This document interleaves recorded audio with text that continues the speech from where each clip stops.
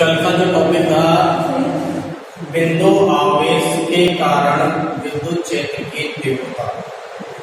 केवल एक बिंदु आवेश था, उस बिंदु आवेश के कारण विद्युत क्षेत्र की जो तीव्रता थी, तीव्रता का मान हमने क्या किया था, निकाला। तो विद्युत क्षेत्र की तीव्रता का मान आया था E बराबर KQ/R²। अब क्या करते हैं, एक आवेशों का एक निकाय लेते हैं, उस आवेशों के निकाय के कारण विद्युत क्षेत्र की तीव्रता या विद्युत क्षेत्र का मान अपन को क्या करना है, ज्ञात करना है।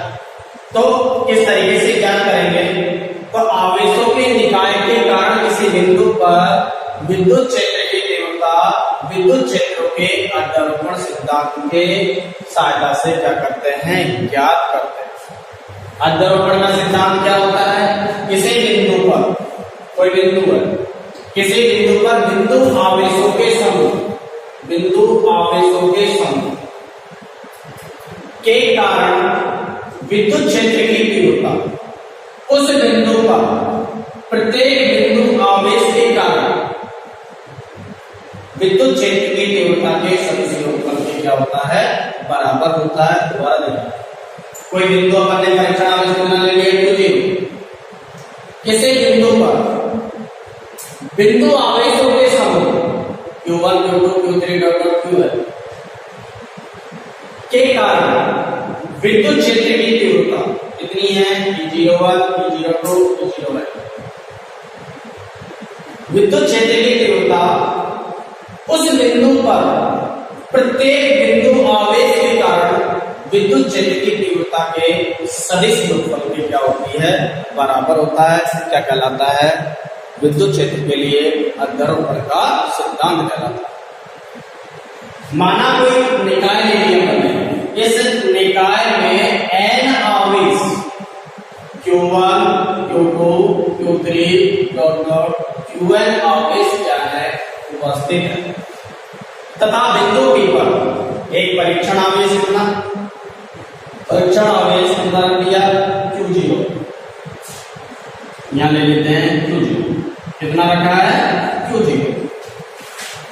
ये परीक्षण आवेश Q0 है, जिस बिंदु आवेश Q1, Q2, Q3 Qn आवेश के कारण विद्युत क्षेत्र की जो तीव्रता है वो प्राप्त होगी।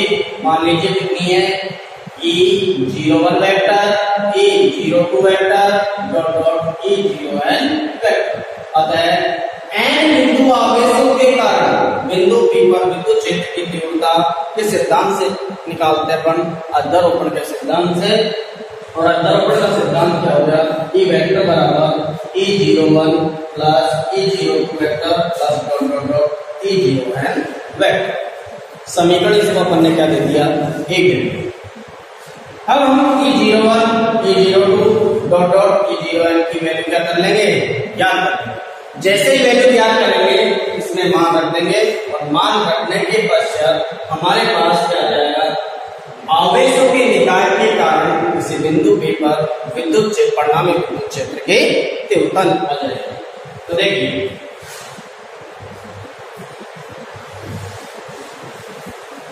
पहले अपन ले रहे हैं Q1 आवेश के कारण,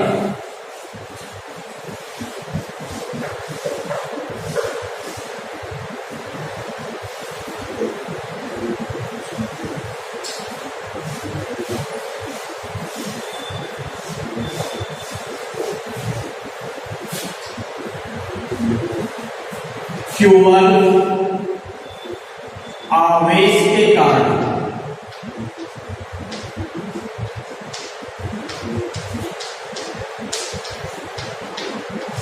यहां पर निकालेंगे अपन बिंदु P पर, बिंदु P पर विद्युत क्षेत्र की तीव्रता,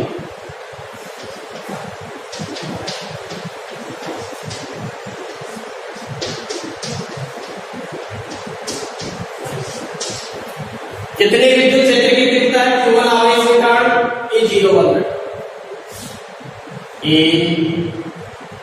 E01 वेक्टर।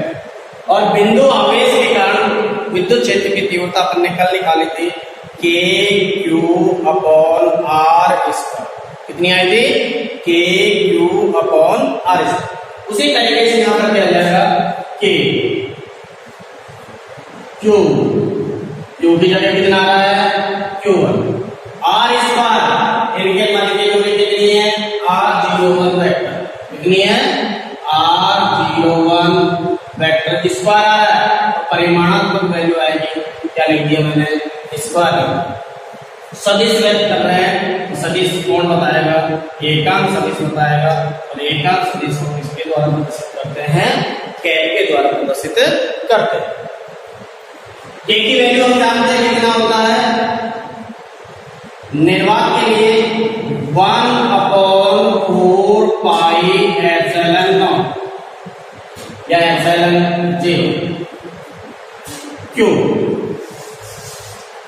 A0 1 वेक्टर बराबर के की वैल्यू है हमारे पास 1/4 पाई एप्सिलॉन 0 ये आ गया हमारे पास Q1 upon R01 square R01 है समीकरण नंबर कितना हो गया 2।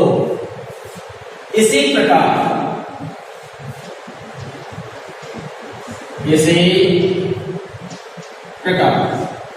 A02 की वैल्यू निकालेंगे A02 वेक्टर बराबर कितना आ जाएगा 1/4 पाई एप्सिलॉन 0 1 के लिए निकालना था कितना आया 1 2 के लिए निकालेंगे कितना आएगा 2 तो कितना आ जाएगा Q2 अपॉन R02 बीच की दूरी कितनी है R02 और ये क्या हो जाएगा स्क्वायर R02 के समीकरण नंबर कितना हो गया 3।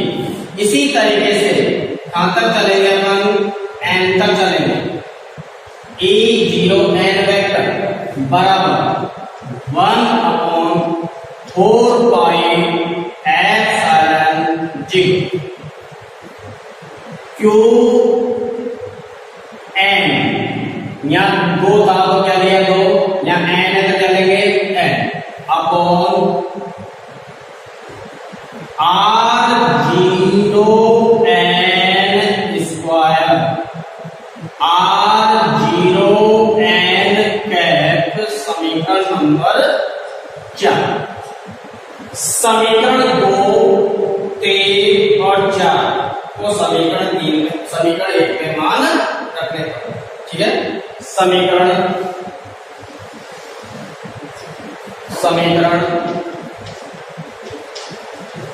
2 3 4 से समीकरण 1 में मान रखने पर इसमें वैल्यू रखेंगे E वेक्टर बराबर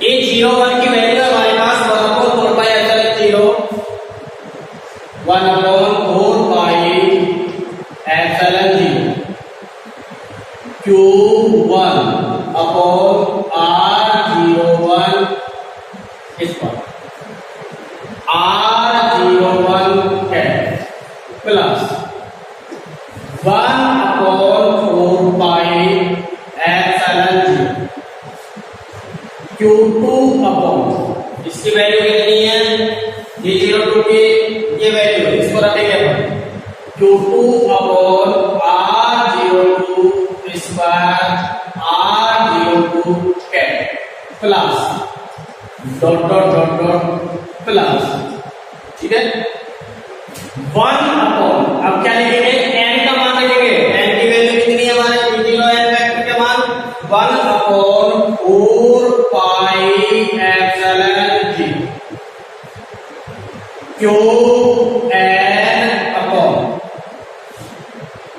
Qn upon R0n square R0n cap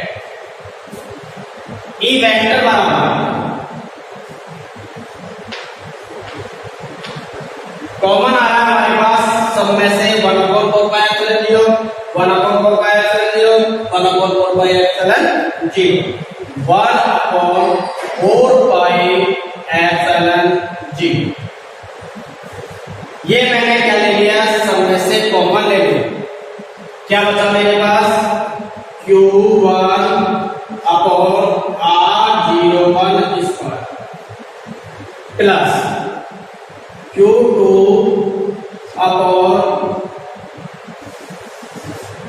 R01 cap plus Q2 upon R02 square R02 cap plus dot dot dot plus Qn upon R0n square R0n cap. ये वैल्यू मिल गई हमको। क्या बचेगा यहां पर, ए वेक्टर बराबर 1/4 pi epsilon 0, 1/4 pi epsilon 0, Q1 upon R plus plus इस तरीके से आ रहा है। जब प्लस में आता है तो उसको किस में लिखते हैं अपन, समेशन के रूप में लिखते हैं। और समेशन का चिन्ह क्या होता है, ये चिन्ह होता है, ये समेशन का चिन्ह है। अब देखिए यहां हमारे पास कितना है, Q, कितना है Q, बदल क्या रहा है, 1 2 3 डॉट डॉट n तक बदल रहा है, बटे यहाँ 0 0 0 सब में 0 बराबर है, यहाँ लिख दिया मैंने R0 स्क्वायर सब में बराबर है, तो इसमें लिख दिया मैंने स्क्वायर। यहाँ R0 और कैप बराबर है, परिवर्तनशील क्या है, ये परिवर्तनशील है। अतः हम कह सकते हैं I में कोई ले लेता हूं, इसका जो मान है वो कहां तक बदल रहा है, n तक बदल रहा है, अर्थात I बराबर n। यहां पर क्या लिखूंगा मैं, I, यहां पर भी क्या लिखूंगा I, और यहां पर भी क्या लिखूंगा I। समीकरण नंबर कितना हो गया, 5, समीकरण नंबर 5। समीकरण 5, समीकरण 5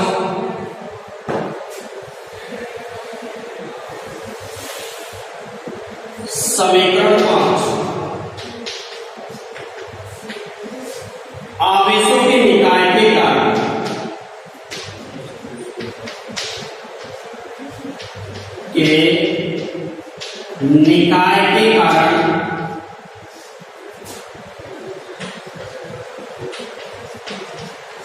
बिंदु P पर विद्युत क्षेत्र की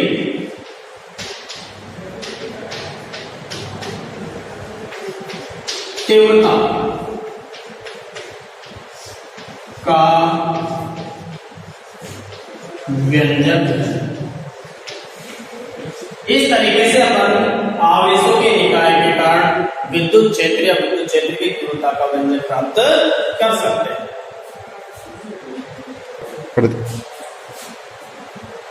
नेक्स्ट टॉपिक आता है वैद्युत द्विध्रुव। वैद्युत द्विध्रुव क्या होता है, दो आवेशों के परिमाण, दो आवेश कौन कौन से हैं, -q और +q, इनका एक परिमाण लेते हैं। दो आवेशों के परिमाण समान, इनके परिमाण कैसे होंगे, समान, तथा इनकी जो प्रकृति है वो प्रकृति कैसी होगी, विपरीत, तथा बहुत अल्प दूरी पर, अल्प दूरी कितनी है हमारे पास, 2a, बहुत अल्प दूरी पर क्या हो, स्थित हो, तो आवेशों के इस युग्म को, आवेशों के इस युग्म को, जोड़े को क्या कहते हैं अपन, वैद्युत द्विध्रुव कहते हैं।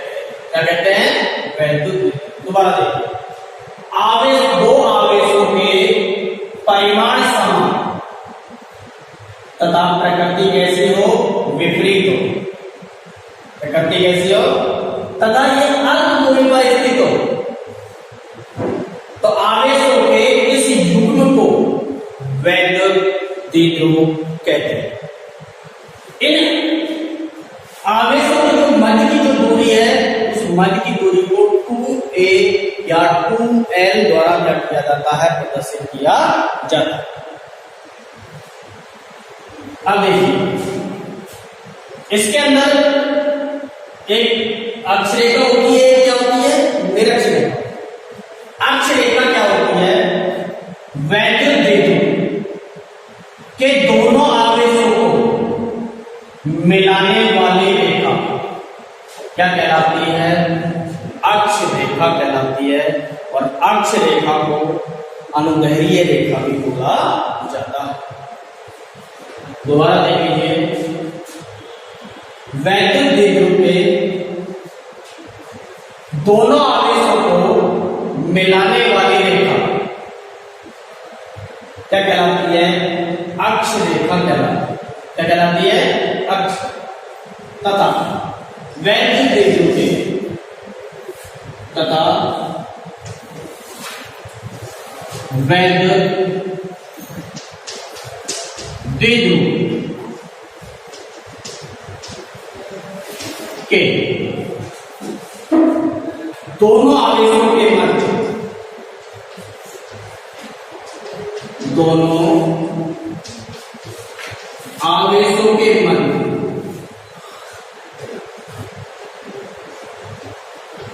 की लंबवत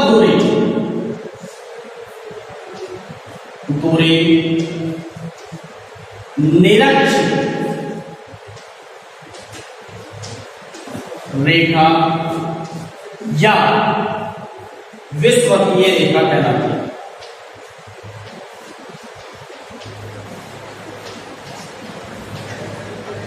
रेखा कहलाती है।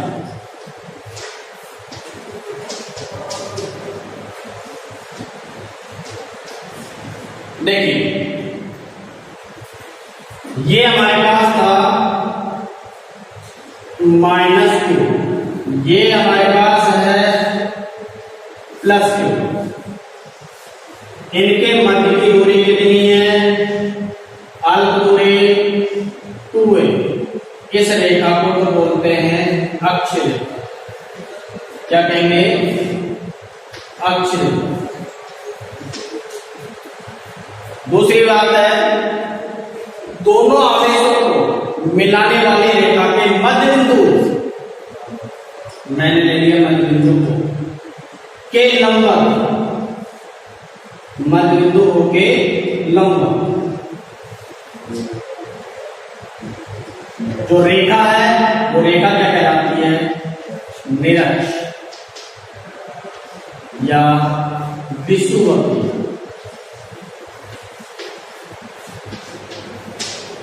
रेखा। 2000 राजस्थान बोर्ड 2015 में क्वेश्चन पूछा था, वैद्युत द्विध्रुव के कारण विषुवतीय रेखा पर विद्युत क्षेत्र की तीव्रता ज्ञात कीजिए। लगभग सबने बताया था अक्ष रेखा और निरक्ष रेखा। बच्चा इसको जानता है, जानने के बावजूद इस पॉइंट को नहीं कर पाया। तो आपको ध्यान रखना है, इसको एक नाम से और जानते हैं, लंबवत होती है अनुप्रस्थ।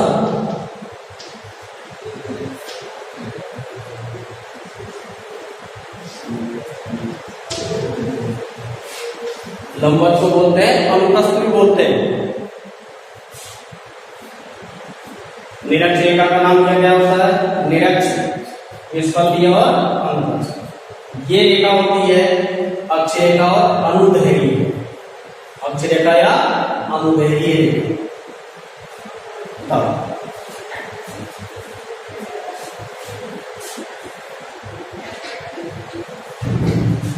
नेक्स्ट आता है वैद्युत द्विध्रुव आघूर्ण। वैद्युत द्विध्रुव आघूर्ण क्या होता है, इसे हम व्यक्त करते हैं P से। P बराबर Q × वैद्युत द्विध्रुव आवेशों का एक परिमाण ले लेते हैं अपन Q। इन आवेशों के मध्य की दूरी कितनी है, अल्प दूरी कितनी है, 2a। बीच में चिन्ह किसका लग रहा है, गुना। क्या परिभाषा बनाएंगे, वैद्युत द्विध्रुव आवेशों के परिमाण, वैद्युत द्विध्रुव आवेशों का परिमाण तथा उन आवेशों के बीच की अल्प दूरी के गुणनफल के क्या होता है, बराबर होता है। क्या कहलाता है, वैद्युत द्विध्रुव आघूर्ण कहते हैं, या गुणनफल को वैद्युत द्विध्रुव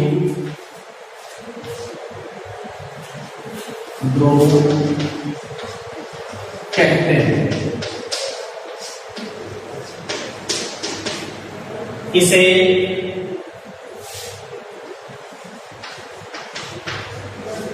स्मॉल p द्वारा प्रदर्शित करते हैं।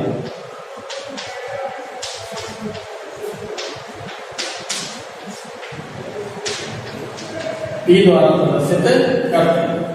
वैद्युत द्विध्रुव की दिशा, वैद्युत द्विध्रुव की दिशा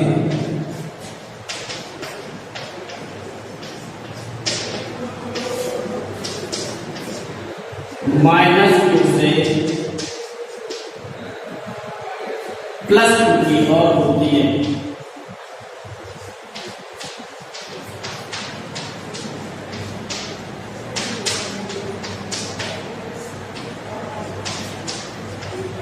वैद्युत द्विध्रुव की दिशा -q से +q की ओर होती है।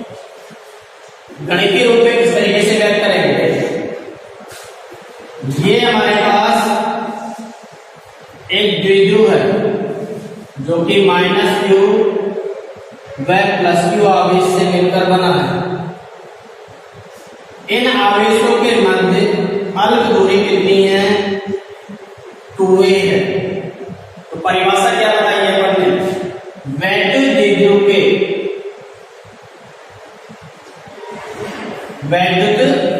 के द्विध्रुव आघूर्ण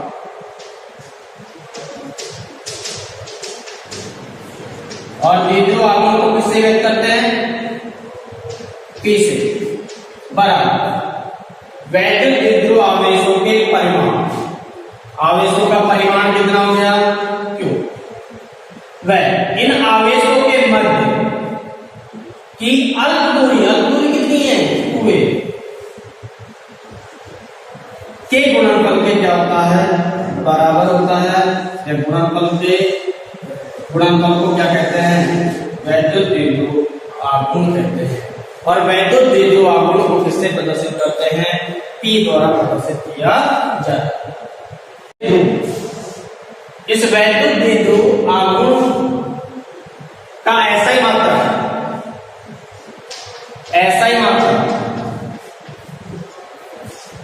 इसका ऐसा ही मात्रा क्या हो,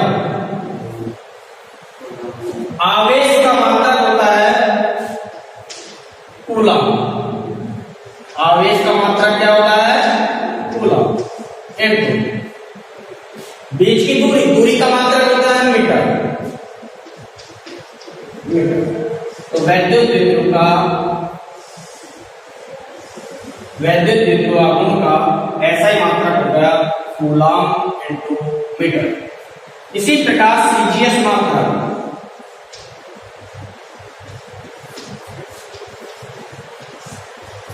सीजीएस मात्रक क्या होगा,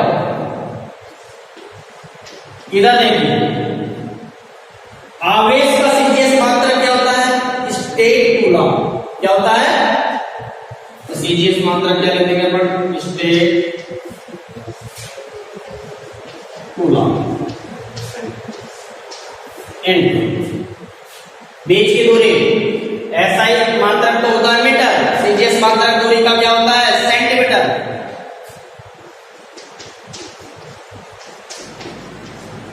और इसे बोलते हैं डिवाई। क्या बोलते हैं, तो वैद्युत द्विध्रुव का सीजीएस पद्धति में ऐसा ही मात्रा स्टेट कूलम इनटू सेंटीमीटर या डिवाई होता है।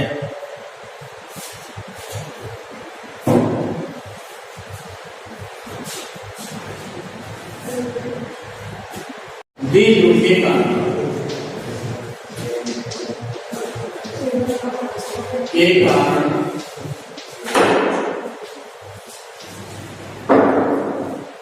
अक्षीय स्थिति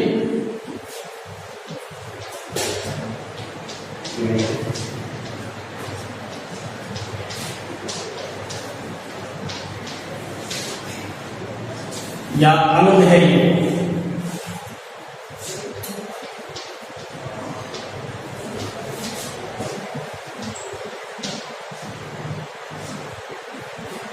पर विद्युत क्षेत्र की तीव्रता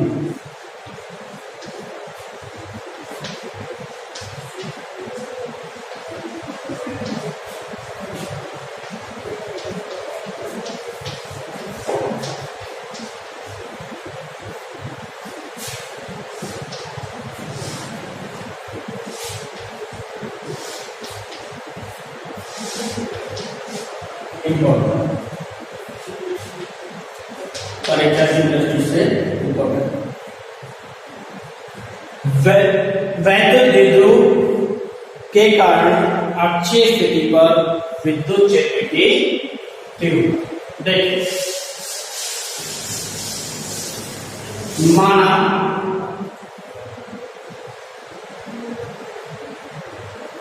ये ए और ये क्या है, बी। माना ए बी बिंदु -q एक द्विध्रुव -q व +q आवेश से मिलकर बना। इन आवेशों के मध्य की दूरी, इन आवेशों के मध्य की दूरी 2a है। इसके मध्य बिंदु O से, इसके मध्य बिंदु O से स्मॉल r दूरी पर, स्मॉल r दूरी पर एक बिंदु P स्थित है।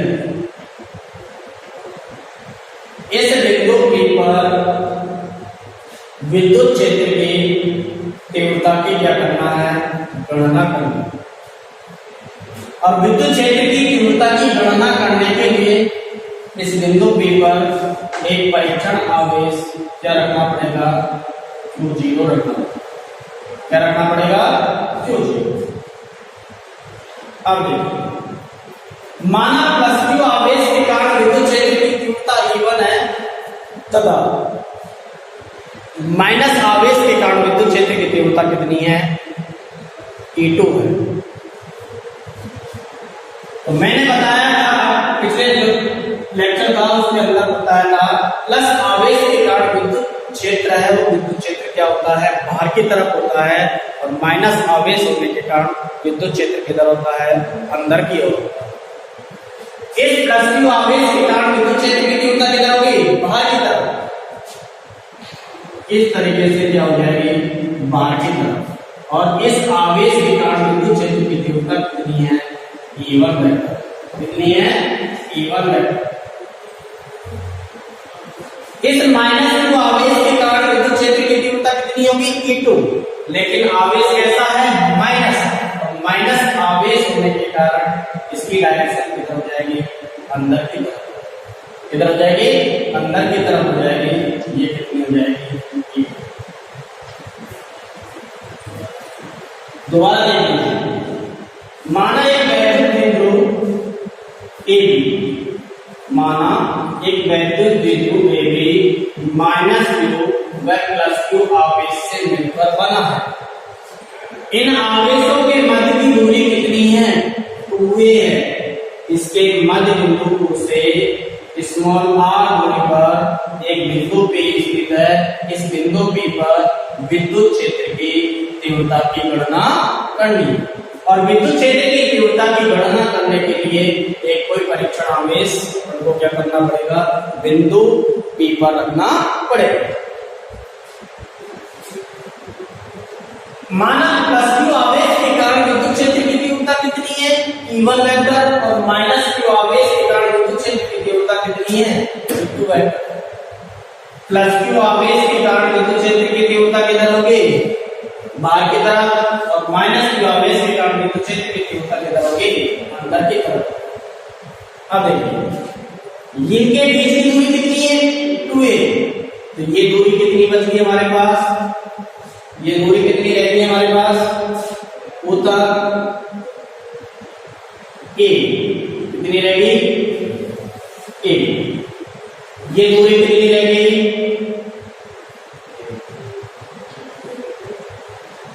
a। अब प्लस क्यू आवेश के कारण विद्युत क्षेत्र की तीव्रता कितनी है, E1 है, तो प्लस क्यू आवेश और बिंदु तक की दूरी को अपन को क्या करना पड़ेगा, ज्ञात करना पड़ेगा, उस दूरी की क्या होगी, आवश्यकता होगी। तो ये प्लस क्यू आवेश से बिंदु तक की जो दूरी होगी वो दूरी कितनी होगी, यहां से लेके यहां तक की कितनी है, r, इस r में से कितना घट रहा है, a, कम हो रहा है, कमी को किससे व्यक्त करते हैं, माइनस से, कितना हो जाएगा, r माइनस a।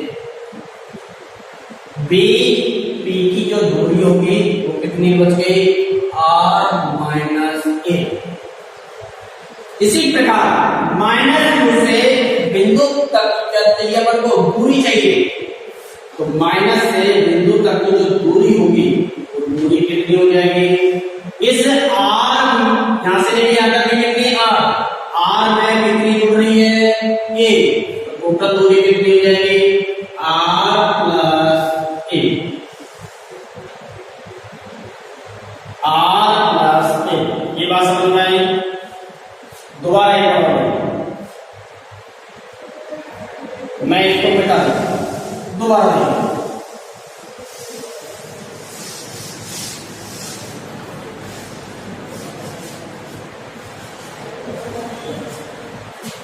माना एक वेक्टर दे ए बी जो कि माइनस q प्लस q आवेश से मिलकर बना है, इन आवेशों के मध्य की दूरी कितनी है, 2a, इनके मध्य बिंदु O से, इनके मध्य बिंदु O से स्मॉल r दूरी पर एक बिंदु P स्थित है।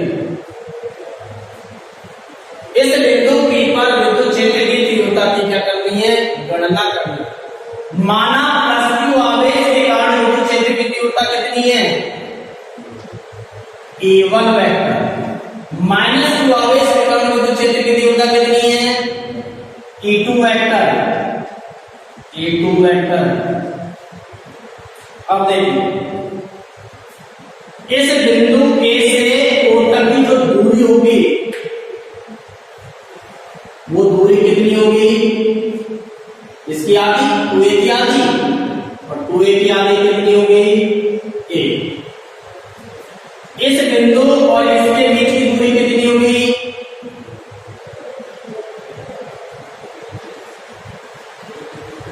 a। अब देखिए बिंदु से, बिंदु के बीच की दूरी चाहिए अपन को, यहां से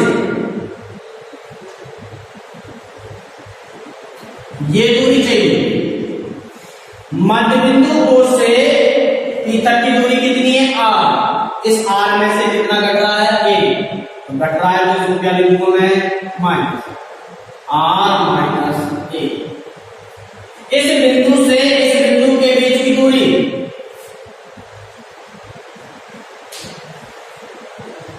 r में क्या जुड़ रहा है, a जुड़ रहा है, r प्लस a। ये डायग्राम समझ में आ गया, पूरा आ जाए। अब देखिए कुछ पॉइंट है, उन पॉइंटों को अपन क्या कर लेते हैं, पॉइंटों को क्या करते हैं, यहां लिख लेते हैं।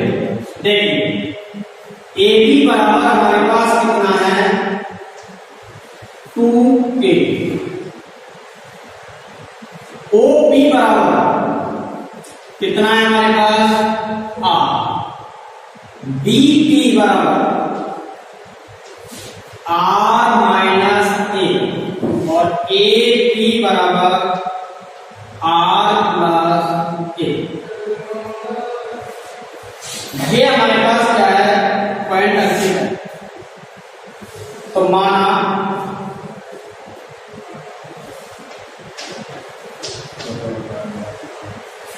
एक वैद्युत बिंदु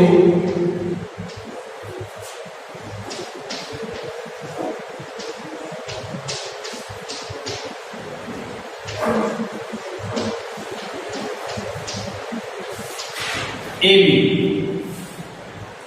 -2 व +2 आवेश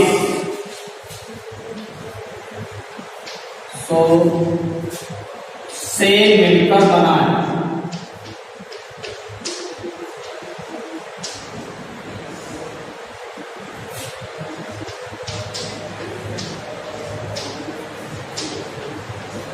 इन आवेशों के मध्य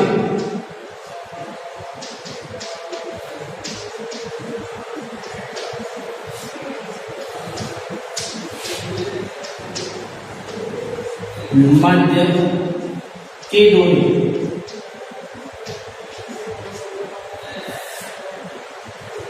2a है। मध्य बिंदु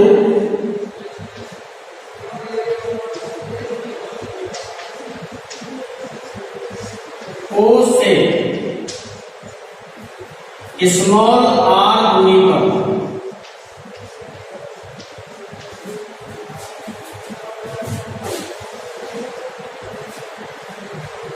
एक बिंदु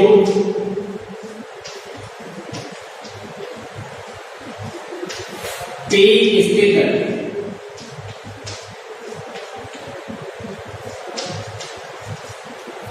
इस बिंदु P पर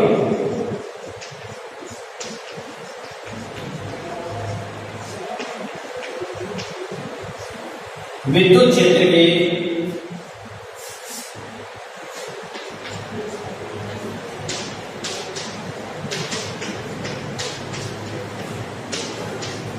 तीव्रता की गणना करनी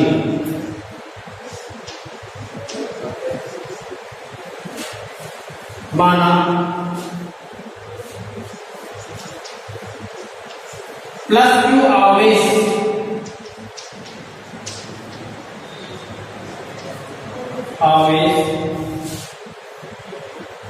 व -q आवेश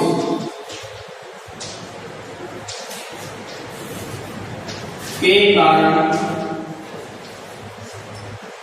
विद्युत क्षेत्र की तीव्रता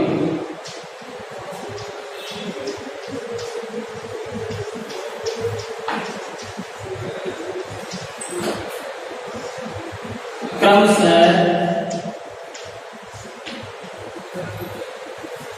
E1 वेक्टर व E2 वेक्टर है। अतः पहले अपने आवेश +q आवेश के कारण निकाल लेते हैं। +q आवेश एक बिंदु आवेश बन गया और बिंदु आवेश के कारण विद्युत क्षेत्र की जो तीव्रता थी kq/r² के बराबर है। +q आवेश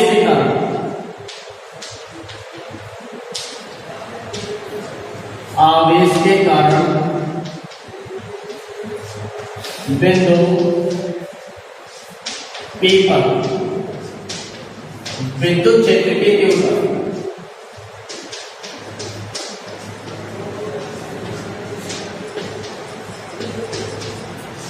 कितनी विद्युत क्षेत्र की तीव्रता लिया मैंने E1 मैं इसका परिमाणात्मक वैल्यू ले रहा हूं। परिमाणात्मक वैल्यू बराबर E1 कितना आता है kq/r²। kq/ बिंदु आवेश तथा बिंदु के बीच की दूरी कौन सी दूरी है dt। बिंदु आवेश तथा बिंदु के बीच की दूरी वो दूरी क्या आया था, इस पर। यदि इसकी डायरेक्शन निकालना चाहे, दिशा, दिशा किधर होगी इसकी, दिशा किधर जा रही है, बाहर की तरफ, तो यहाँ प्लस क्यू आवेश से बी से किधर चले जाएगी, पी की ओर। दिशा बी से पी की ओर,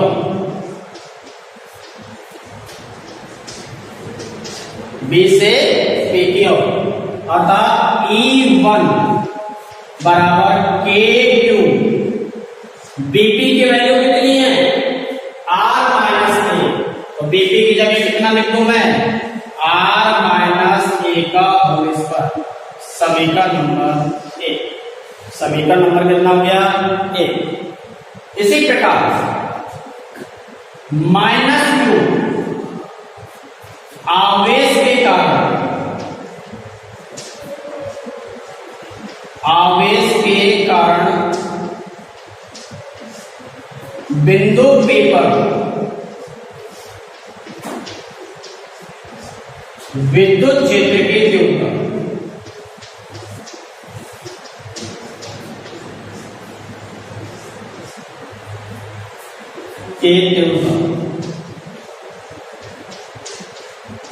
कितनी आ रही विद्युत क्षेत्र की तीव्रता, माइनस क्यू आवेश के कारण विद्युत क्षेत्र की तीव्रता कितनी है, E2, तो कितनी आ जाएगी, E2। मैं इसका भी क्या लूंगा, परिमाण लूंगा, E2 बराबर KQ अपॉन बिंदु आवेश तथा बिंदु के बीच की दूरी, कितनी दूरी होगी, AP, कितनी दूरी होगी, AP स्क्वायर। दिशा क्या बात करोगे, दिशा, दिशा देखिए अंदर की तरफ आइए, पी से कहां तक रहे हैं, एक ही तरफ चल रहे हैं, दिशा आ जाएगी पी से एक ही और, पी से एक ही और, अर्थात E2 बराबर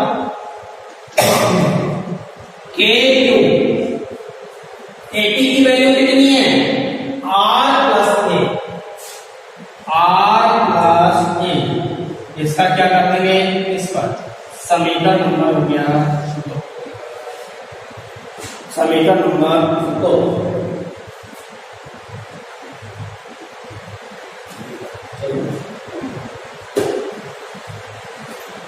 नेक्स्ट चलता है आगे,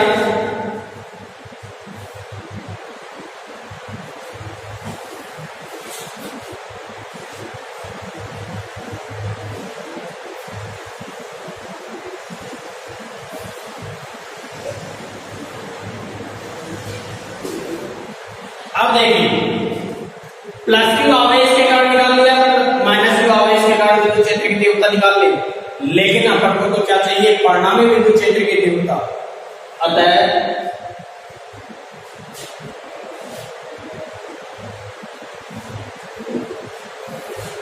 इसको बिठा दो,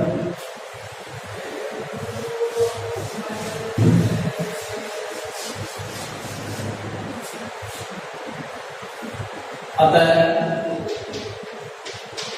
बिंदु P पर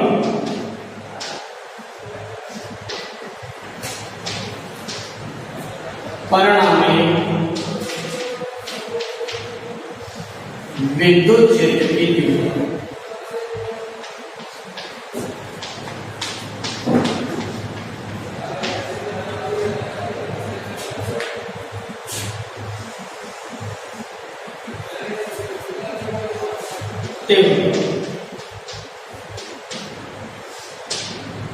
परिणामी विद्युत क्षेत्र की तीव्रता मान लीजिए कितनी है, E है। इधर हमने पढ़ाया अभी, ये बिंदु P था, प्लस आवेश के कारण विद्युत क्षेत्र की तीव्रता कितनी थी, E1 थी, कितनी थी, E1। माइनस क्यू आवेश के कारण विद्युत क्षेत्र की तीव्रता कितनी थी, E2 थी। क्या चाहिए, परिणामी वैल्यू बताया था अपन ने, परिणामी वैल्यू कैसे मिलेगी, ये सदिश हमारे पास ये सदिश हमारे पास म्यू, ये E1 है, ये कितना हो गया। यदि सदिशों की डायरेक्शन को मैं चेंज करूं, जब डायरेक्शन को चेंज करूंगा तो चिन्हों में क्या होगा, बदलाव होगा। ये क्या बढ़ जाएगा E2 और इसकी दिशा किधर चले जाएगी, इधर। तो मैं इसको यूं भी लिख सकता हूं, ये हमारे पास E1 और चिन्ह क्या कर दिया मैंने, बदल दिया, और इसकी जगह कितना लिख दिया मैंने, E2। लिख सकता हूं नहीं लिख सकता। अब देखिए, जब दोनों बिंदु क्षेत्र की, दोनों बिंदु आवेशों की जो विद्युत क्षेत्र की तीव्रता कैसी होगी, उसकी डायरेक्शन क्या होगी, समान। जब समान डायरेक्शन होते हैं तो वो राशि क्या हो जाती है, जुड़ जाती है। क्या जुड़ जाती है, अब यहां जोड़ेंगे, परिणामी E बराबर E1 प्लस माइनस E2, ये तो हुआ। अर्थात E बराबर का नाम क्या, E1 माइनस E बराबर E1 माइनस E2। या डायरेक्शन परिवर्तित होती है तो चिन्ह क्या आ जाता है, माइनस आता है। परिमाण निकालेंगे तो चिन्ह क्या आ जाएगा, माइनस।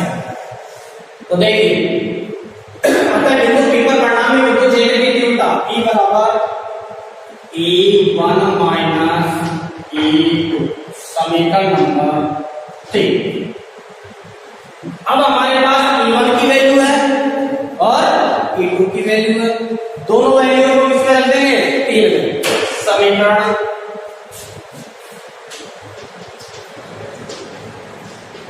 एक व दो से समीकरण 3 में मान रखने पर, मान रखिए E बराबर E1 का मान कितना है हमारे पास, KQ upon R minus A का whole square, minus KQ upon R plus A का होल स्क्वायर। यही वैल्यू है। इन दोनों में से मेरे पास कॉमन आ रहा है K2, 1 upon R minus A का whole square, minus 1 upon R plus A का होल स्क्वायर। ये राशि बच गई हमारे पास। जब ये राशि बच गई तो इसको